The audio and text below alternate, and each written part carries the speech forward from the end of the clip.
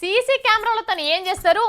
గదే బంగారం దుకాన్లల్లా, bus స్టాండ్లు, railway స్టేషన్లల్లా, పెద్ద పెద్ద దుకాన్లల్లా, ఇంకా చౌరస్తాల కాడ కూడా పెడుతుంటారు కదా. ఆ గా కెమెరాల గురించే నేను అడిగేది.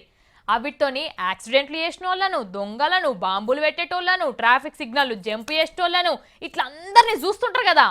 కానీ మన సర్కారు వాళ్ళు ఏం చేస్తున్నారో ఎరికేనా? సీసీ కెమెరాలను ఇట్లా కూడా వాడొచ్చా అని అవి కనిపెట్టిన వాళ్ళే పరేషాన్ అయితట్టు కొత్త ప్రయోగం చేసి చూపిస్తున్నారు. మరి మన సర్కారోళ్ళు సీసీ కెమెరాలతో చేస్తున్న ప్రయోగం ఏందో చూస్తారా మీరు కూడా? చూస్తుంటే హైదరాబాద్ ని ఇంతలో ఇడిచిపెట్టేటట్టు లేడు మన ముఖ్యమంత్రి కేసీఆర్ సారు. ఏమో చేస్తట్టే అనిపిస్తున్నది. మోరీలలో కూడా సీసీ కెమెరాలు పెట్టి రోబోట్లను తోలుతాడట. చిన్న ముచ్చట్నేనా ఇది? కాదు కాదు కానే కాదు. మరి మోరీలకు సీసీ కెమెరాలు తోలి ఏం చేస్తాడని నోరేలా పెట్టారు. హైదరాబాద్ మోరీలు జామ్ అవుతాయి కదా చెత్త నిండి. మరి ఏడ జామ్ అయినాయి, ఎంత జామ్ అయినాయి, అడ్డం వచ్చింది రాయా చెత్త నాకు అనిపెట్టేదందుకు మోరీలలో కూడా సీసీ కెమెరాలు ఫిట్ చేయించిన రోబోలను తోలిస్తారట. గిసోంటి తరికల పనిచేసేటోళ్ళు ఇదివరకు దాకా ఎవ్వరు లేరు.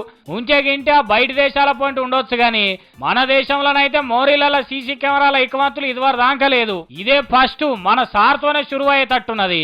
మనుషుల రక్షణ కోసమే కాదు, మోరీల పరిరక్షణ కోసం కూడా సీసీ కెమెరాలు వాడుడంటే చిన్న ముచ్చట కాదులా.